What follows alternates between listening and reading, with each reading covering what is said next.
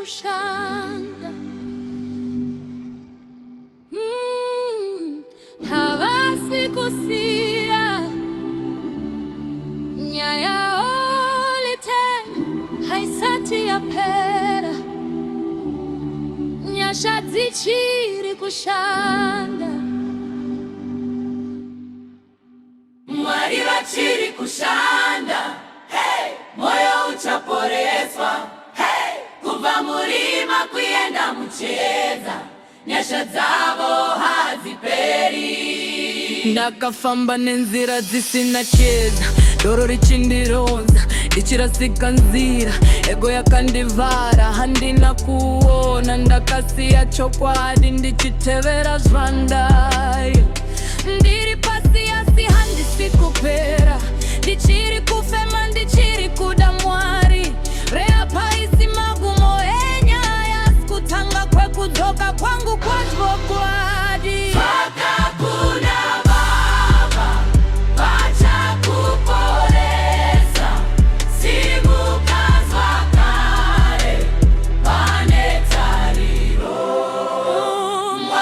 Chiri kushanda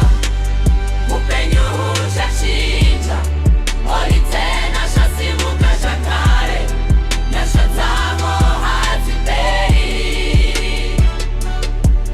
Kimberly Richards aripadi vipango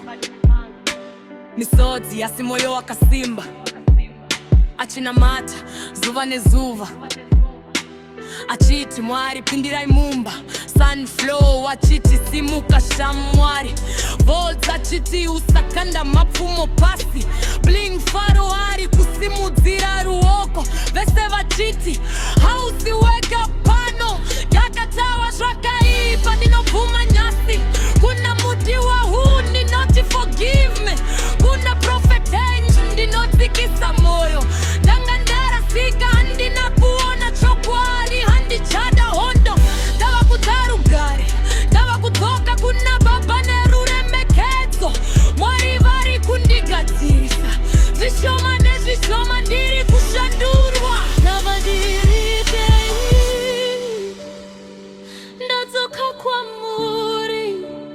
Handisisiri wandaimbova Ndiri mwana wenyu Yasha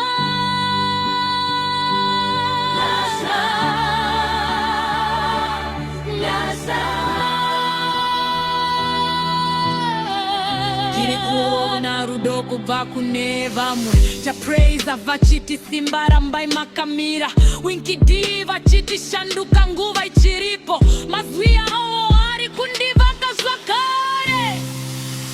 Mwari vachiri kushanda Kuporeswa kwasvika Mumumure hakusvika pakusununga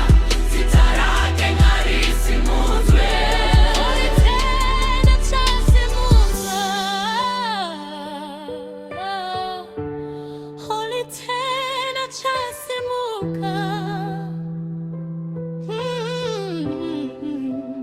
Nyaya haisi kupera murima Mwari vane shoko rekupedzisira Mwari vachiri kushanda Mwari vachiri kushanda